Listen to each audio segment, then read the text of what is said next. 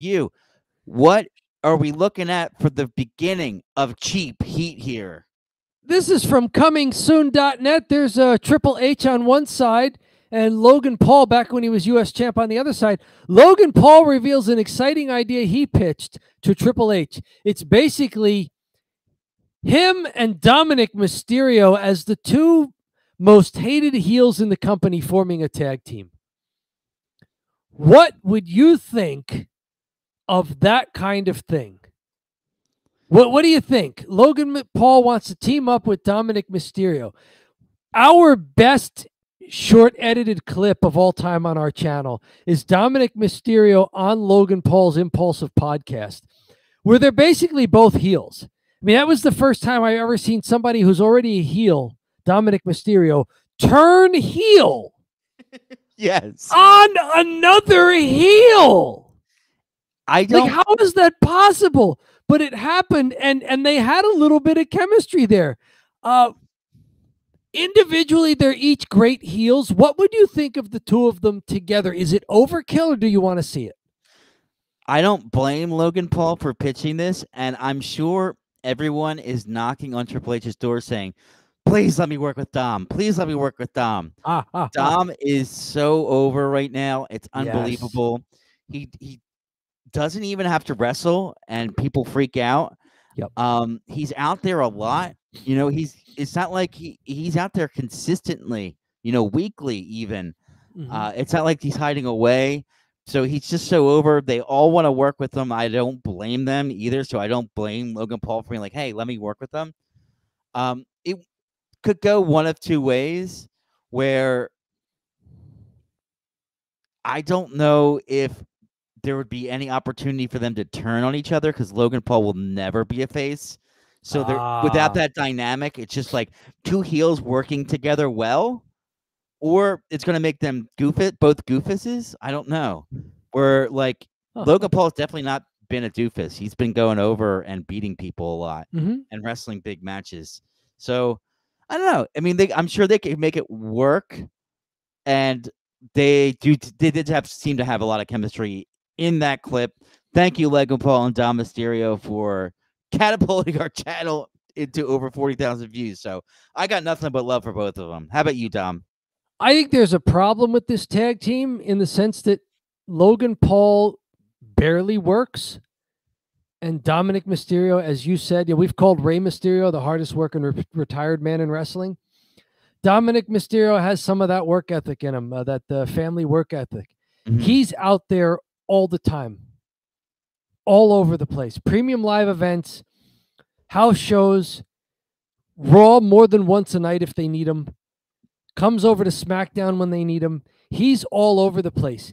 Logan Paul would have to work that kind of schedule, which means he wouldn't be able to do Impulsive, his podcast.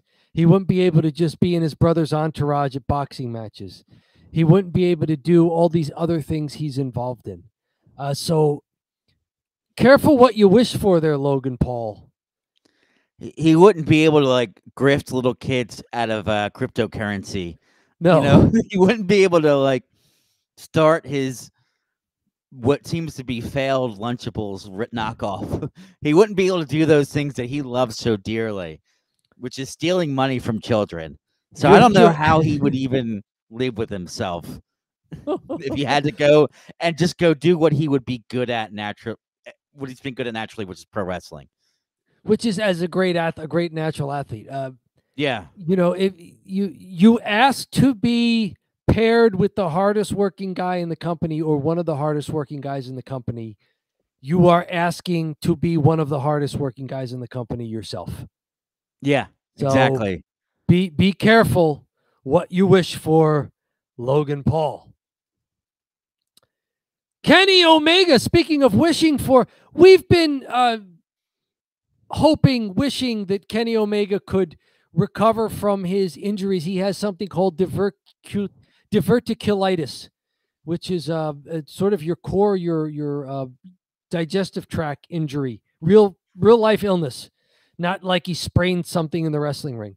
We've been hoping he could recover from it. This comes to us from WrestleZone. He was on the NJPW NJPW, New Japan Pro Wrestling Power Struggle. He did not wrestle yet, but he expressed interest in competing at NJPW by AEW Wrestle Dynasty. He then got into a backstage altercation with Gabe Kidd, where he started making it, he's unprofessional like that guy, which is a CM Punk reference. Technically, this was not an AEW event, but Kenny Omega is known as an AEW guy. He's referencing an AEW incident. Does AEW really need to keep bringing up this? You watch AEW, John. Is this necessary? No, it doesn't do anything for them at all. And it's so annoying as an AEW fan. It's so petty and stupid. And it's so petty and stupid that even Punk, who is the most petty, stupid person I know, seems to have moved on, you know? So he seems to have like moved on with his life. He's done with the AEW back and forth. And just for Kenny to bring it up like that, and he's supposed to be a face for AEW, and he's like still complaining about this. It's so stupid. The only person that's made out of this whole thing is Jack Perry, who's correctly kind of added it to his gimmick, and then hasn't really relied on CM Punk references too often, except for the Real Glass, which was brilliant when he did the Real Glass, and just the grin at the screen when he put the Real Glass down, that was enough, and that was the only reference he really needed. And the Bucks have been doing it like crazy, and it's so stupid. And I was hoping Kenny was done with it. It's been like 3 years or 2 years, over 2 years since Brawl Out, so it's just not necessary. I won't say his name, but I thought Gabe was unfit to be professional, just like that guy. So it's an angle, but they don't need to go here with the angle, right? Please, it needs to stop. Please stop it. On the other hand, are you pleased at Kenny Omega? It looks like being able to get back into the ring. Yeah, for sure. Soon. It's interesting that they're hoping he does AEW Dynasty, and that'll be his comeback. They really miss him on that roster too. So. Okay. You've been pretty high on a lot of the guys who've had belts lately. Swerve Strickland, Samoa Joe. It's now back on Jon Moxley, and we both thought that he was doing a pretty good program so far, trying to turn AEW back into business. They have tons of heels in their roster, AEW, and it's too heel heavy. So you got Jon Moxley, who's the big heel, and they've got guys going out there like Orange Cassidy, which like he can't be their champ. He's a good face. And you kind of see how weak their roster is when they have all the faces out there. It's a little bit like NWO and WCW at a certain point, where WCW didn't have a lot of good guys. So they need Kenny back for sure as a baby face. They need some balance. Okay. So they need Kenny back, and they need him to be a real baby face. And this may not be the real baby face thing to do. Exactly. All right. Very good. Just so you know, we're not crapping on AEW. All Elite Wrestling, this comes to us from sportsvideo.org. They're apparently upping their production. This seems like a great idea. So because of the deal with Warner Brothers Discovery, Tony Khan is investing it right back into the product. Includes a new live media group, IP-based mobile facilities, the first North American-based truck-to-house.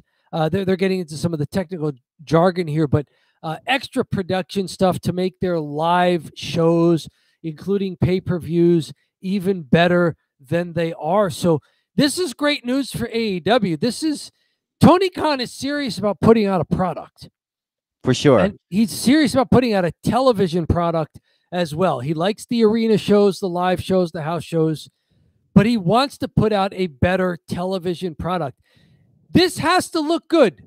They get this big deal, and they don't just say, okay, that goes into my pocket. This is going back into the product. And if you want to even say it, like they put this stuff back into the product, this means they're going to have to create some pretty good paying jobs here for guys who can run this technical equipment. Yeah, it's it's really positive news that they're continuing to try to develop themselves, and even if they could somehow corner a market where there is like this like for live entertainment, right? There's a big demand for live entertainment in general, and pushing it out to some sort of stream. And no, it's no longer cable, right? It's going to be YouTube or one of the streaming services. Yep. It's cable plus. Yeah, and there's a big demand for live things, so it's a good idea from that standpoint. And it also, I think it speaks to Tony Khan has been a very good promoter and businessman. I know a lot of people just say, "Oh, he's a rich guy and his dad's a billionaire and he's taking daddy's money and this and that." He's running a profitable company, and he's taking down, or he's at least competing or becoming a number 2 with a huge company like WWE. And he's done things that with I get it, he has like a big nest egg to play with, but I think he's been a very good running a tight business. And it's such a good idea to, instead of just sit on the profits and just sit on the money, invest it right back into the business to try to develop the product out. I think it's a great idea. Mike Mansberry, Executive Vice President, Head of Global Production for AEW. The idea was getting more IP based with everything that we are doing. So it's like you were saying, it's cable plus streaming plus internet plus mobile plus all of that stuff. How can we get AEW to be more towards the cutting edge? That's always the challenge with our line of work. And like you were mentioning, live entertainment. We're not quite sport. We're not quite entertainment. We're a lovely hybrid. How do we take our form of content and intertwine technology into it that leaves us at the cutting edge and allows us to be trendsetters as opposed to followers? They now have 16 touring production trucks. It's a big operation, big operation, and they seem like they want to be ready for all forms of media that are popular these days. So great job by AEW. This I think is good news. This is behind the scenes stuff, but it's the kind of behind the scenes stuff that you could see hints of on the live product and in it getting better. So you're an AEW fan. You like it. I don't even watch a lot of AEW, but whenever I see a company that seems to be strong and seems to be investing in itself, I think that's a great idea too. For sure. Natalya, we like Natalya. That's not a picture of Natalya. But no. Natalya is, speaking of behind the scenes, she is so good at working with other wrestlers. We've seen clips of her training with Jade Cargill. We've seen clips of her training with anyone else who just needs a little extra work in the dungeon. Apparently now she has been doing extra training with Liv Morgan. Liv Morgan also paired with Dominic Mysterio here, the current WWE Women's World Champion over on the Raw brand. She's been excellent, and we've noted that maybe she's not one of these big monsters like Rhea Ripley or Nia Jax, but she moves well enough in that ring where she's believable and she's entertaining as an athlete. And apparently Natalya has been doing that, has been working with her. Liv had a great work ethic.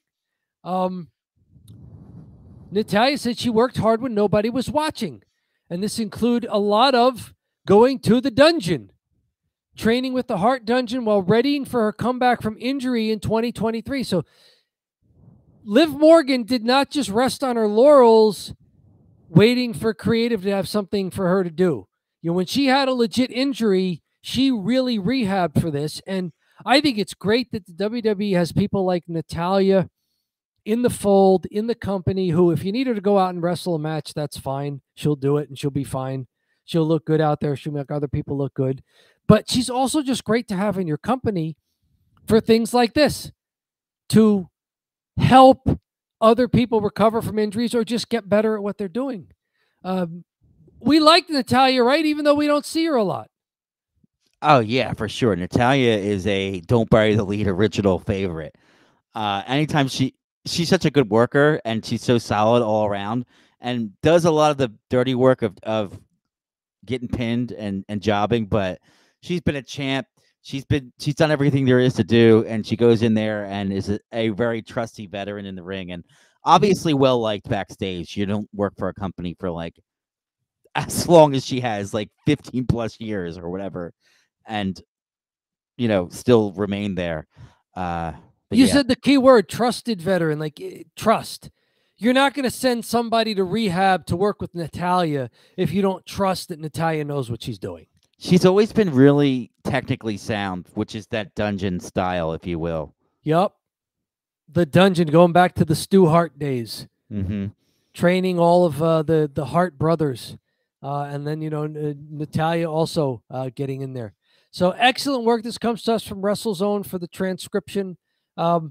Natalya, it's great to have people on staff who will work to get their fellow colleagues better at this stuff. Great news all around.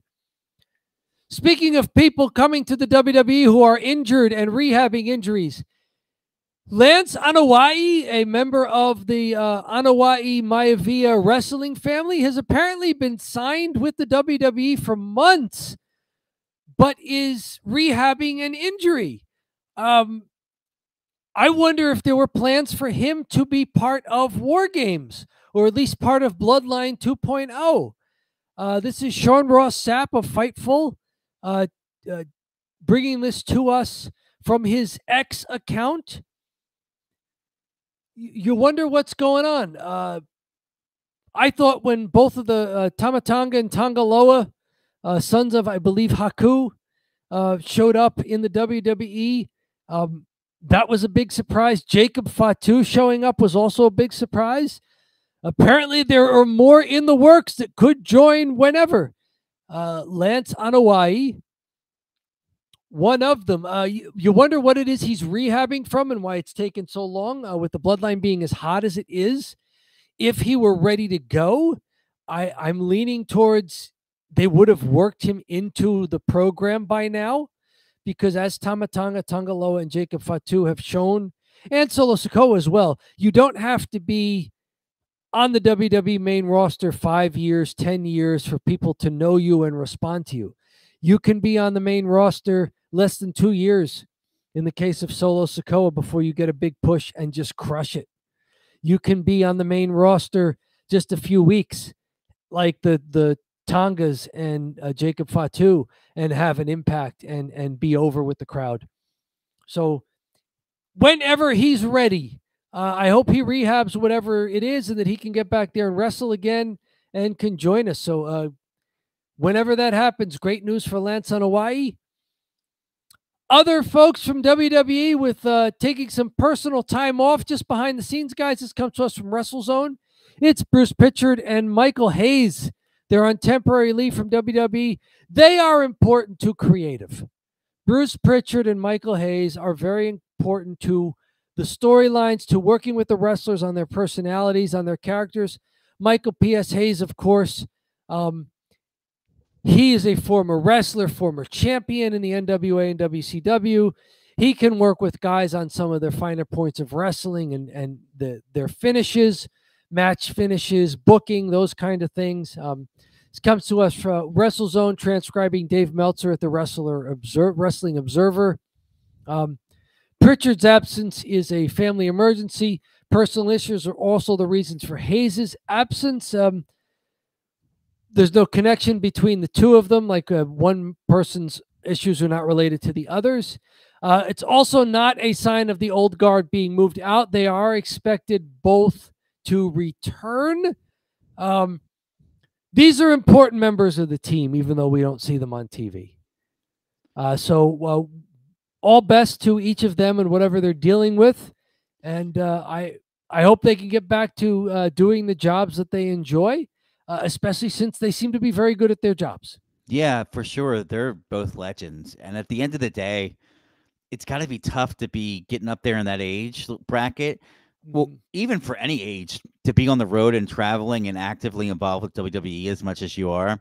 Yeah, just to have a week off is noticeable, right? And most people just get like a week or two off, but it never shuts down, right? There's no vacation. It's all year round. Yeah, pro wrestling has no off season, as they've said. Yes. Mm-hmm. Yeah, impressive. So Thank you, WrestleZone, for that. And one more injury update. It's Steph DeLander, previously of WWE, currently of TNA.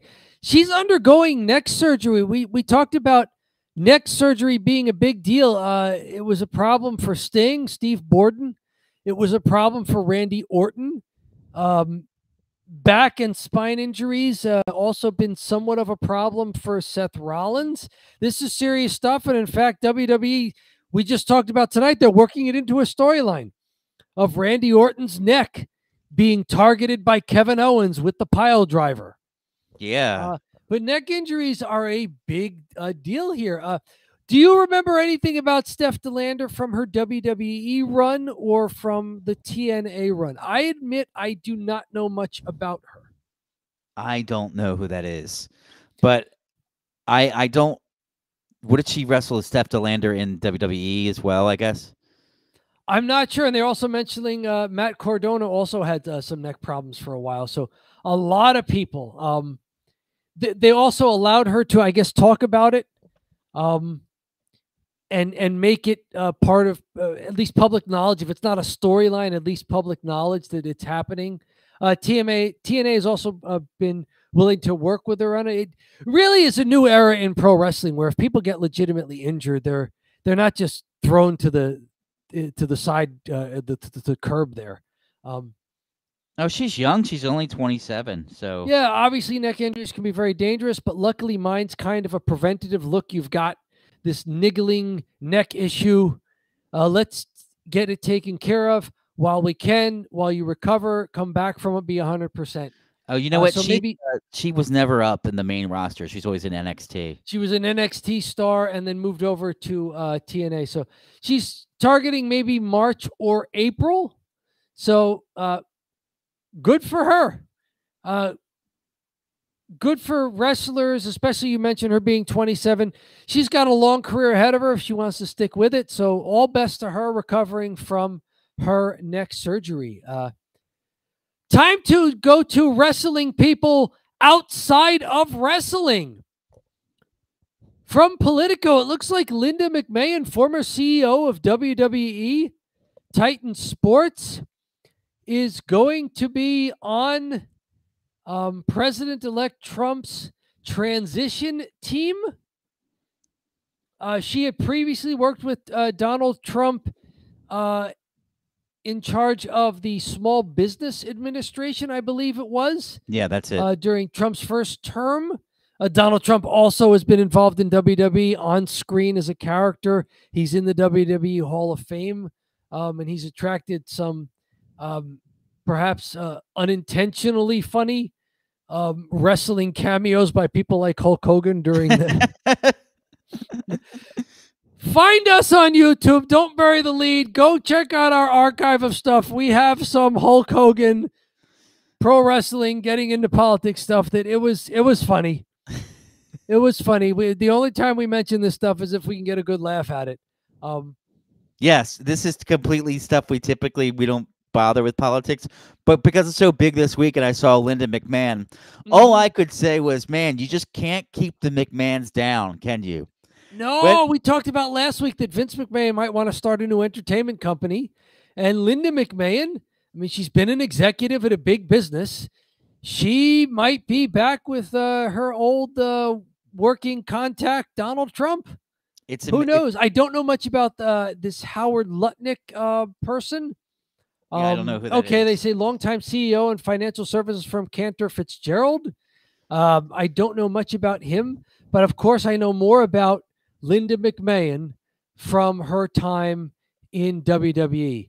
Served as the head of the Small Business Administration from 2017 to 19. Remained an important player in his orbit, Trump's orbit, since leaving government. She previously had run for the U.S. Senate twice in Connecticut. Both times were unsuccessful.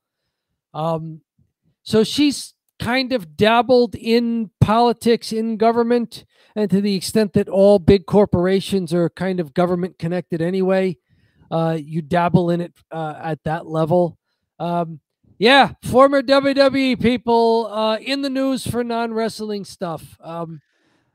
Just kind of a bit of just factual reporting here. Not much to say about it. Any interesting insights you have to offer, John? Yeah, the only thing I had was, you can't keep the McMahons down, even after the Vince McMahon documentary, right? Where they were just taking him down piece by piece in great detail on Netflix. Everyone saw it. People that don't watch wrestling were talking about it, and they saw it. And to think, and then suddenly, and you think, okay, well, Vince is done, and I imagine Linda's also done. But wait, she's back. I think she's too respected. I do get a level of when she was the small business administrator, bipartisan. She was liked by Democrats and Republicans. People just seem to like Linda a lot. Okay. So it does make sense that she would be part of like Trump's team because she was a successful person in the past and has been loyal to him forever. Yeah, the McMahons, they're McMahons always there. The McMahons and the Trumps have been friendly for a very long time. Yes.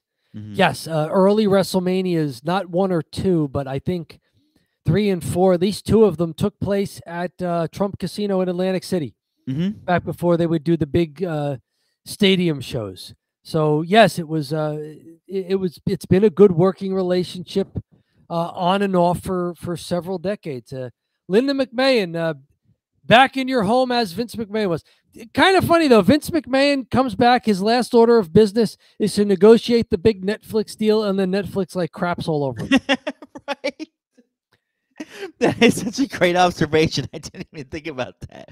They're like, oh man, the Netflix deal that Vince put together. Now that he's out of here, let's really rip him in this documentary. Yep. Because there's going to be a total fluff piece. It was when they were doing it when he was there, and then suddenly it all turned once they got rid of him. They're like, oh, we can really add in the other stuff. Now that we don't have to kiss up to you. Oh, Meltzer was all over him. Trying to think. Who is Mr. He's an old wrestler, African American fellow, bodybuilder. Tony Atlas? Tony Atlas was on it.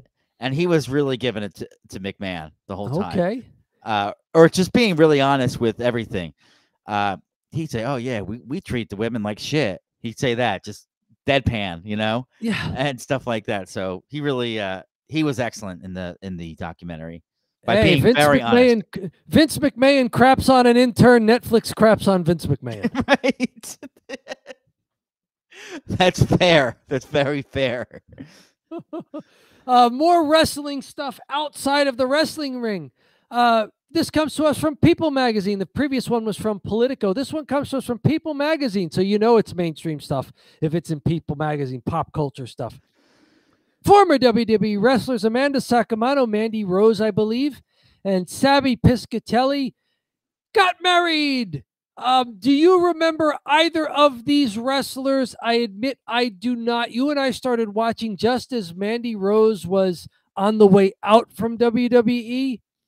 I do not remember Sami Piscatelli, who I think they mentioned that his name when he was wrestling was something else. Like it was Tino Sabatelli or something.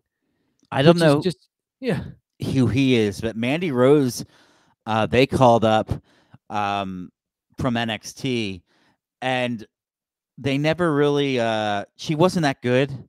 Okay. She was more just like very easy on the eyes, and then her gimmick was that she was pretty.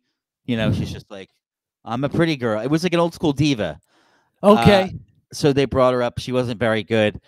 They eventually sent her back down to NXT, and she became the NXT Women's Champion as she was trying to develop her stuff, which is a good sign, or it was at the time. But then she did some OnlyFans, which is which led her to be dismissed by the WWE. But she also made a bunch of money on her OnlyFans, like a bunch. So good for her to get paid, and good for her to get married. She's probably got a nice nest egg from the OnlyFans.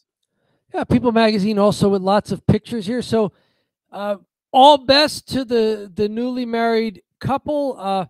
Good to see, pro wrestling for a long time was such a difficult industry to work in and to have a family, but we've seen more wrestlers be able to have families and lives outside of wrestling, and for it not to be toxic. And on more than one occasion for wrestlers, now that especially that women have a big place in pro wrestling, couples from wrestling, Seth Rollins and Becky Lynch, probably the most famous of the current ones, but Andrade and Charlotte Flair, Rhea Ripley and Buddy Matthews. So wrestling, not the toxic industry that it used to be. Great news all around. And I've got one more wrestling thing outside of wrestling for you. Are you ready for this? I'm ready. Are you ready to pour a glass of woo-ski? Ric Flair's got his own line of whiskey coming out. Coming soon from Ric Flair, Nature Boy on X. Coming soon, it's woo-ski. The Nature Boy's finely aged Kentucky bourbon. Woo! And let me tell you, don't go easy on the pour here. When you pour some of Nature Boy's woo-ski, you don't pour 2 fingers in that glass. You don't pour 3 fingers. We want 4 horsemen fingers of woo-ski on the rocks in that glass. I've spilled more high-quality liquor in a weekend than you could afford in your lifetime. Woo! That's it. That's the commercial, right? First of all, how hasn't Ric Flair had a bourbon? Now I just saw it's like, yeah, this is. You're telling me this whole time he hasn't had his own liquor? He's the most famous drinker ever, right? Like he still right now is going to the bar. He still has videos pop up of him at the bar, stumbling around, dancing around. He wakes up in the morning early. He goes to the gym. He gets to the happy hour around 3-4 o'clock. He drinks himself silly for 5-6 hours and goes home every night. That's Ric Flair, baby. Ric Flair's so anxious to get this out there and publicized that on his promo graphic here, they left the dummy text in there. Lorem ipsum dolor sit amet lorem ipsum. They left the dummy text. There's no advertising copy in this. It's the Nature Boy's whiskey, though. But hey, it goes down smooth like any lorem ipsum dolor sit should. This is perfect. Yeah, this is a clip, Dom. Are you crazy? This is too fun. The fact that it took him so long to do it, but it's better late than never, right? Yep. Better late than never. Is there a better person to advertise it to? Because usually people go around and they want to advertise the stuff they're drinking. This guy drinks all the time. Yes. So it's gonna be so easy. Oh, he's gonna go to the bar. Oh, have some of he could do it word of mouth. Go to the bars and then be like, yo, drink my whiskey. It's mine. Oh, yeah, He's probably got lots of contacts who will start stocking his product. The only thing that could be a big problem is the supply of the whiskey going to go down if he gets his hands on it and he just starts drinking it, Is he going to drink all of his supply? Is he skimming off the top there? Yes. Is he skimming off the top? Not the money, the booze. the booze itself. Mm-hmm. Nature Boy bourbon. John, it's pathologically frugal. It's unseasonably warm. It's cheap heat. All right. That's the segment. Tell us